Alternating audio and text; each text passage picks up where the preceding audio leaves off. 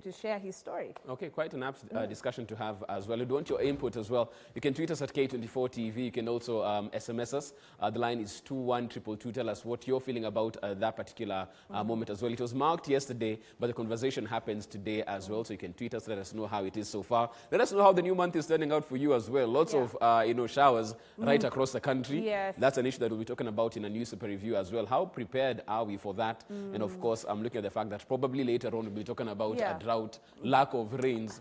What are we doing now to mitigate that particular factor? We discuss that and plenty more. But of course, as always, one place that was really wreaked havoc because of the rains were the roads.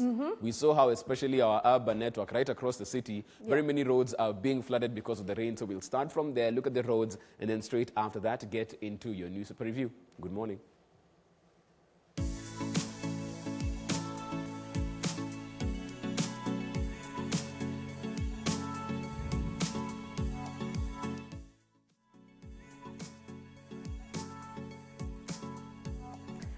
All right, so we are going to be monitoring those major routes for you. And as you can see, we do have our satellite feed right for you. And so let's take a look at Langata Road. Let's start things off very quickly there. Perhaps maybe progress our way to Gong Road. Here we are at the Nyayo Stadium roundabout. That's that little circle on your screen. I'm going to zoom in slightly so you can see what it looks like for you if you are, of course, going to be passing via the stadium, or at least this route. So Mombasa Road, you can see there's a little bit of a snell up as you approach the stadium, but nothing to worry about, because as would be expected, there's perhaps traffic police right here at the roundabout, or perhaps the lights working. And so from there, it does open up as you get into the CBD. But speaking about Langata Road, let's try and back things up as far as we can towards Bomas. You know, of course, lots of activity just last week at Bomas, of course, with the BBI and a couple of functions happening there. But so far, so good. Langata Road, as you can see, it's green all the way. And by the way, when you do see green, it's an indicator that the roads are absolutely clear. If you remember way back when, Langata Road was actually notorious for having traffic as early as 5:30 in the morning. So this is impressive if you ask me. It's clear all the way. This is fantastic news. Making my way past Amref, and here we are at Dam Estate. This is the Carnivore turning, and here we are at the Southern Bypass intersection. Looking good, and I'm going to make my way past the barracks very quickly. Here we are making our way to Bomas, and here we are at Galleria Mall. So it's fantastic news for you if you're coming from Karen. Coming from Rongai, this is a fantastic time to start heading out. We cannot promise you that in an hour or so things will be looking the same, so it's better to be safe than sorry. Here we are, Bagathi Way.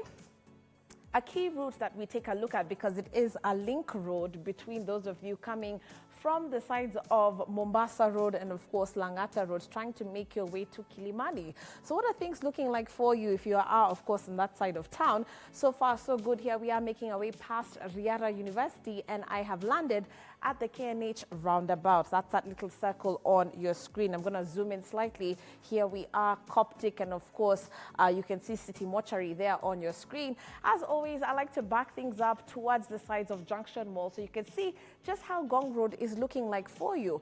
And so far, so good. We also do know that, the roads have now finally opened up. The Chinese have finished their roadworks in major parts of the road. So it's actually an amazing drive if you are on Gong Road, especially if it's clear. Here we are at Prestige, this intersection with the brand new road that links to Kibera. You can expect a little bit of a snell up here, but nothing major to report, because of course you do know the traffic lights are working, and you can see as it makes its way to Yaya, things are actually opening up. So not bad at all. I'm loving how this is looking. Are you? Here you can see the broken red lines indicating that there are some roadworks along the way, and this is around Adams Arcade, but not too bad. So far, so good. Making my way past Posta. You can, of course, expect a small diversion around this area because they do have an excavation point right around the Swedish school, but not looking bad at all. And here we are. We're going to wrap things up at Junction Mall. Things are looking good. So far, so good for you if you are, of course, coming from the sides of Dagoretti, Kawangware, Karen. It's amazing. And so why don't you let us know how things are looking like on your side of town. We would love to actually give it a heads up right here on our traffic watch. And of course, let everybody know how the situation is on the roads. Go ahead at K24 TV.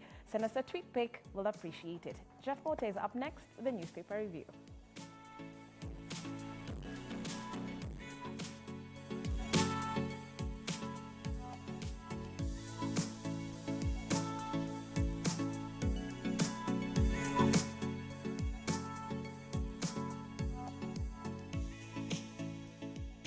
Welcome back. Now that you know how the roads are looking, it's time for us to jump into the dailies this morning, see what this week has for you in store. As we do that, of course, we look at the front pages of the dailies, and then from there get to my panel as well and dig a bit deeper as to what these stories might mean. Let's look at the front page of the PD this morning. Ruto-allied MPs threaten to snub Uhuru functions. BBI report widens rift between rival Jubilee legislators in Mount Kenya region over whether to go the parliamentary or popular route to entrench reform proposals by Senator Haji-led task force. That's a story that's on the front page of your People Daily, but also on the front page, a picture worth 1,000 words as we look at a flooded section in Nairobi's Suna Estate in Nairobi, of course, in Dagoretti area specifically, following the Saturday night downpour. And of course, raging floods claim 5 lives as heavy rains wreak havoc. The Met Department still warning that these rains will continue this week, so we need to plan accordingly as far as that's concerned. That's on the front page of our People Daily this morning. Front page of the Daily Nation, it still matters BBI. BBI blow for Ruto as Speaker rules out Parliament. Citing his mandate to approve any motion before it can be discussed in the National Assembly, Muturi says the report has no route to the House because it belongs to the people, throwing his weight behind ODM leader Raila Odinga on that. We also see what's been happening as far as the rains are concerned right across the country.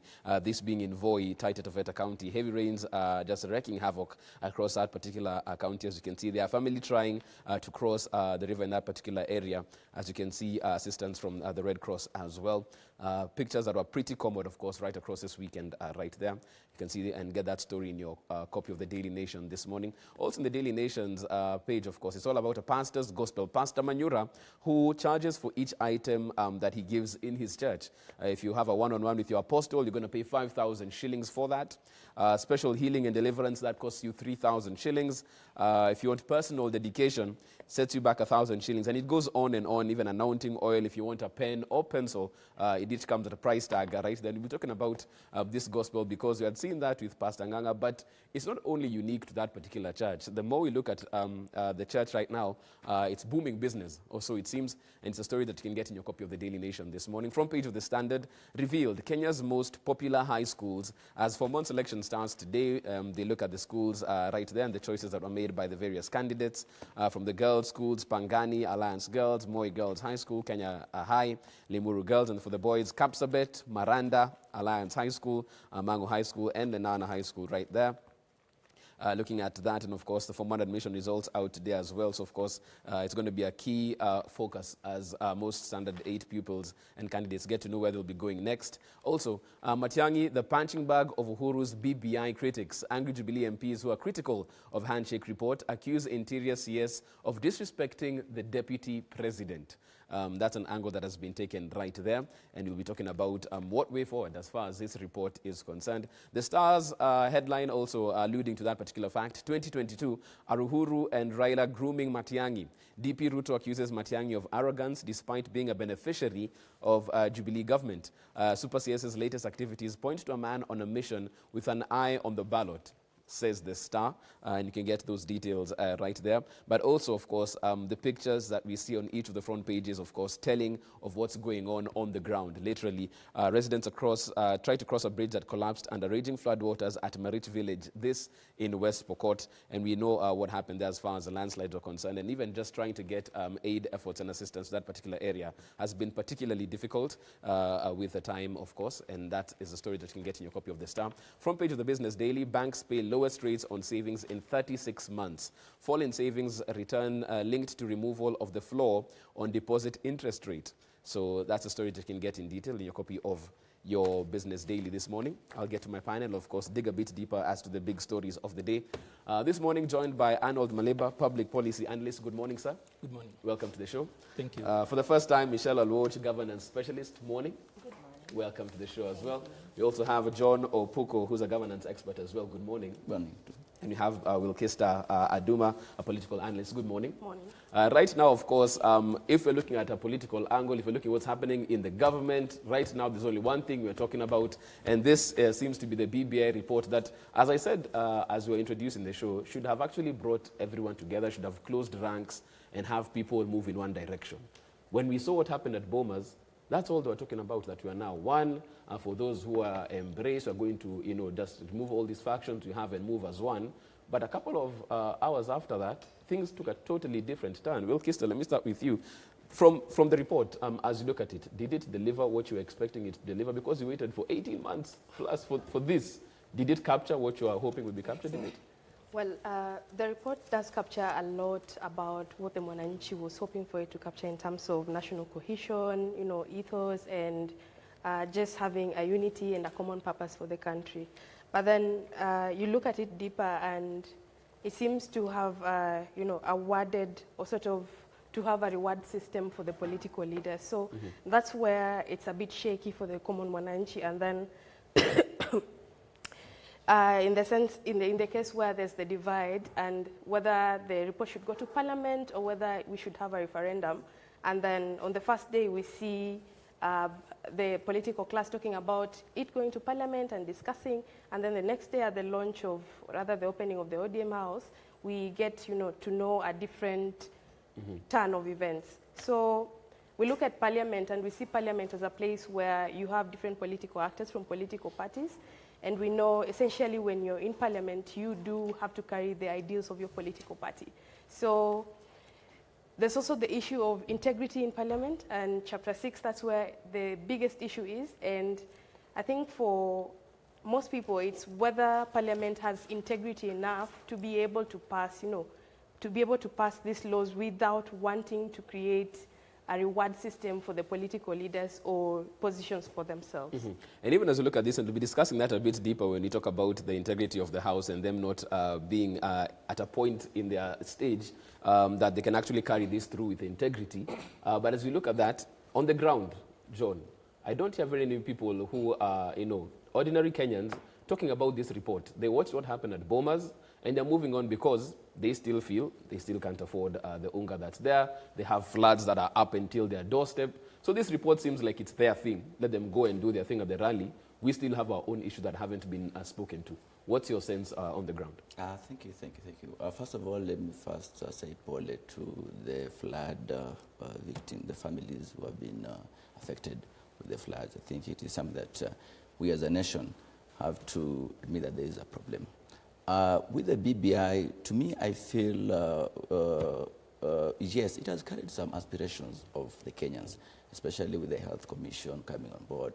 But when you internalize the report, I think to me is it has not captured, it's not like everyone was not on board, because the way now the political leaders have started, why are they so obsessed with the whole process?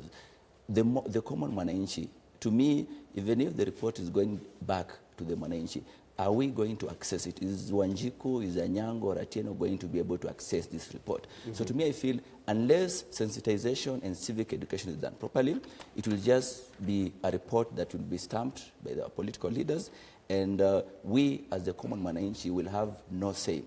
And as you said about the Wanjiku not being able to afford unga, the problem that you're facing is it the problem with the Constitution? The 2010 Constitution, was it that bad so that we had to come up with a BBI?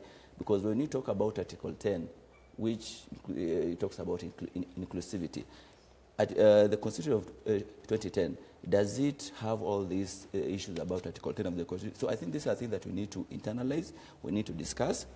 Is the BBI going to address all these challenges? So to me, I feel the common Mwananchi still has a lot of work to be done on his part, sensitization part of it, and I think the political class will do us a big favor if we go that route, so that at least Wanjiku and Atieno and Anyango are be able to know what this BBI thing, because to me, to them they feel it's just about Uhuru, Ruto and Raila. Right, and even as you look at this particular issue, some people who probably don't follow politics as Kili Michelle are wondering, okay, fine, this whole parliament referendum, what does it matter and why is it such a high-stakes game when it comes to that particular affair?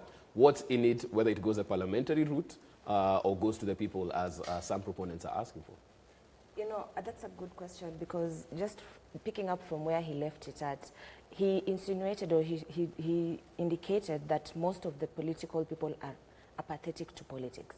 People don't want to be involved, people don't care because they feel like it doesn't concern them. And I feel like that has always been the problem for the longest time. But it's high time people actually get concerned about these things, because, you see, it affects them in every little thing they do, every single day that they live. Politics affects them. So if you become apathetic about politics, you say, I don't want to know, I don't care, it doesn't concern me, then it becomes a little bit dangerous for you to live in such a manner. Because, you see, what I always say is, politicians, that is their day-to-day job. Right. They wake up in the morning, politics is what they do. And they have managed to make it work for them because it's their job. You see, that is it's unfortunate that it's the only thing that we see on news, or it's a bigger percentage of what we see on news. Right. But the truth is, there's more to life than politics. And it goes back to other people who are not in politics. Because if you look at the members of parliament and all the politicians, what percentage of the total population do they make? Right. But you see, if I sit back and say, I don't want to be concerned about politics because they read the politics, let the politicians do their thing, that is where we go wrong. You need to be concerned. You need to take your time. Look at the BBI report. If you look at the proposals that have been given by the task force, it's not rocket science. It's not something that is out of the blue. It is something that we already have. But maybe Kenyans don't know. Again, like what he said, we need awareness and engagement. Kenyans don't know that we actually have those things.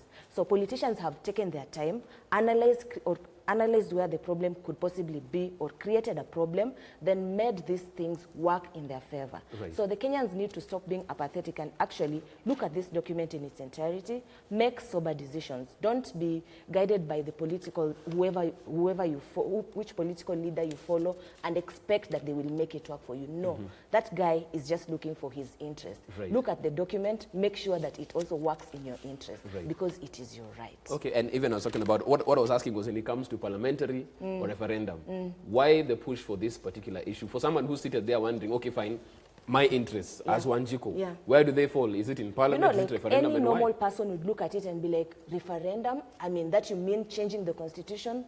Why are we changing the constitution? The constitution that we have is barely 20 years. It's like 2010, 9 years, less than 10 years old. You know, I'm looking at it, I'm thinking, oh my God, we have doctors going on strike every other time. We have teachers going on strike every other time. So we have other priorities that we need to prioritize instead of having the amendment to the constitution. Why not actually, because the constitution has provided so many commissions, so many institutions that should actually follow up on monitoring and implementation of various articles in the Constitution, and also it has additional legislation and policies. So why not give power to what is already existing and focus on other things instead of politics? Because politics makes a small percentage of what we really actually have to deal with on a daily basis. Okay, Arnold, I'll come to you. Over the weekend, I got a chance of getting into a cab, and as I was talking with the cab driver, he was talking about what happened in Bomas, and he said the only person who spoke to probably what Kenyans are feeling was Mudavadi. Yeah. He's the one who spoke about the economy, he's the one who spoke about payment, motivating workers. He's the only one who spoke on where they're concerned. Not forgetting the fact that we had the K24ThisSG there, who probably should have said that, but was looking at other jobs, deputy prime ministers and prime ministers and all of this. Why don't you have the politicians, screaming from the rooftops when it comes to the state of our economy, job creations, things that really affect what's going on right now? Why isn't that a concern? And they're going around talking about whether it's parliamentary or going to the people. Why is that the big issue right now? I think to begin with, I'm really not moved by Mudavadi coming out and speaking about the economy and repeating it. And it's not true that politicians do not talk about these things. They do. But talking about the economy is one thing, and doing something about it is entirely another one. Because we have them talking about it continuously, and Mudavadi just wanted to be politically correct. If you realize what Mudavadi spoke about, what Wetangula spoke about, and even what Kalonzo spoke about, it really resonated with what people want to hear. But, after they said that, what happened? Nothing changed, and the people who should be acting didn't do so much about it.